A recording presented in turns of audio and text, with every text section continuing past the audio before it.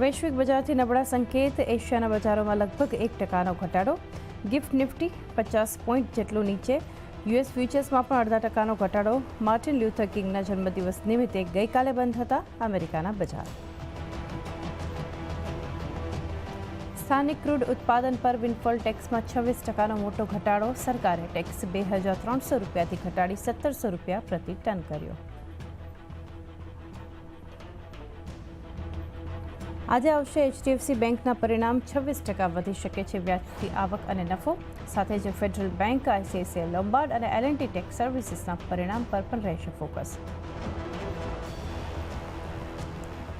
ભારતે આર્જેન્ટિના સાથે lithium mining માટે કર્યા મોટા કરાર. કરાર હેઠળ સરકારી કંપની કાબેલ 5 ખાણોમાં કરશે માઇનિંગ. કાબેલમાં હિન્દુસ્તાન કોપર અને નાલ્કોનો હિસ્સો.